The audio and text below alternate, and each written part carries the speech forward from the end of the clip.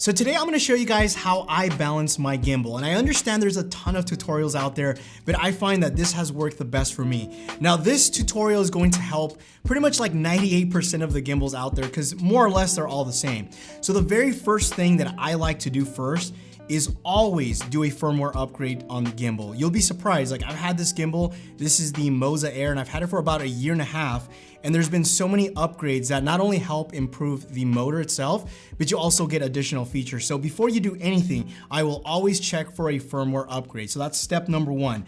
Number two is make sure to take any additional accessories and items that are not necessary in the camera. So for example, right now I have the lens cap on. We definitely want to take this out before we balance it because we're not going to use that whenever we're shooting, obviously, and that's just going to add additional weight. Same thing, if you have any batteries, make sure that they are inside before you begin, and also any SD card or SD cards, because you'd be surprised, even an SD card will throw off the balance. Even if it's like 1 or 2%, it'll still make the motors work a little bit harder if you don't already have them on there. So once you get everything set up, the next step is we need to put the camera onto the base plate of the gimbal. Now, I recommend that you don't overly tighten this, but here's the thing. Now, in this particular gimbal, which is very important, you'll notice that there's two rails. There's one on the left and one on the right. The one on the right, or I guess your left, is closest to the motor. You always want to balance the gimbal closest to the motor. And the only reason you'll use this one is if your camera is really wide. Now, because we are using the Sony a7S II, we definitely want to have it closest to the motor, so we're going to use the one on the right. Well, I guess it would be your left.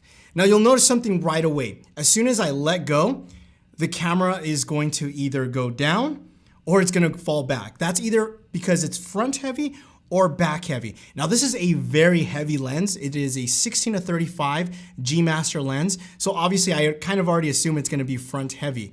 Now, one thing I always recommend too, because it is a 16-35, now pay attention. If I do this, the zoom, you'll notice that the actual zoom itself will either retract or move forward and back. So what I like to do is always move it to about 24 millimeters. So I want to leave it around 24 millimeters because that's going to be right around the middle. So if I'm ever filming something, and let's say for example, I need to go to 16, it's gonna throw the balance off a little bit, but if it's just enough so I can do my shot, it'll be fine. So I always like to leave it right in the middle. So 24 is gonna be the sweet spot.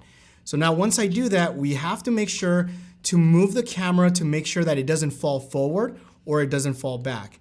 So I recommend to loosen the tensioner just a little bit, keep it kind of snug, and make adjustments as needed. Now, again, you're gonna probably have to do very micro adjustments because it's gonna either fall forward or back, and we're almost there, just a little bit more. I think that's pretty good. Make sure you tighten up the tensioner. And again, make sure the camera is perfectly aligned. You don't want it to, go to the left or right. So in this case, I think this looks pretty good, actually. I would be happy with this. It looks straight to me. And again, it's not falling forward or back. So now the next thing that you need to do is we need to adjust the roll arm. I'm gonna go ahead and move the gimbal this side so that way you guys can see it better, but it's gonna be a little bit harder for me to adjust, but that's fine. So you'll notice that the camera is falling, I guess, to your left, and it's going to be to my right. This is where we need to adjust the roll arm. So what I like to do is, of course, loosen this up just a little bit, this little tensioner above. Now, if the camera's falling to the left, then that means you need to move this arm, the roll arm, to the right. So just make these little adjustments and you'll notice it starts getting a little bit better, very gently, a little bit better. Just a little bit, oh, we're almost there. Again, little micro adjustments. Again, this is gonna be one of those where it's just gonna be very gentle. There it is. I think that looks pretty straight to me. If that looks good, tighten up the tensioner again, do it as best as possible so it does not fall off, and that looks pretty good. So now what we need to do is adjust the tilt. So the best way to do that, and I'll actually show you this way, is you want to move the camera or position the camera up. So something's going to happen. It's either going to fall forward like it's doing right now, or it's going to fall backwards. So the way you adjust the tilt is you take this tensioner here by the roll motor, and then you loosen this up, and then you make, again, micro adjustments. So pretty much either forward or back depending on where it's moving, and I think I got it actually. Wow, that was pretty good. It looks like I need to move just a little bit more. Oh, you see that? These little small adjustments. Like, again, it takes sometimes very minor adjustments, and then I think I got it.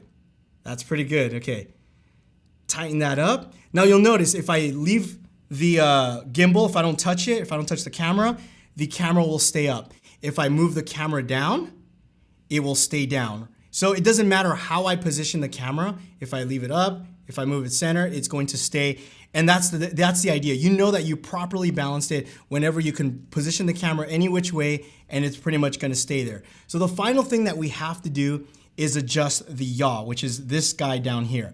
So what I recommend is you grab and pick up the gimbal, and then you either move it forward or you move it back. Now, if you move it forward and you start tilting it, you'll notice that the gimbal will start to either move to the left or to the right.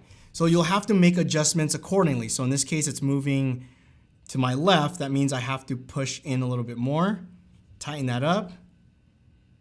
Look at that, my first shot. Now it doesn't move left. Look, I can do this, I can do that, and that's pretty much good. And I think we got it. So everything looks good. The last thing obviously is just power the thing on. So let's go ahead and power this bad boy on. And now it's perfectly balanced.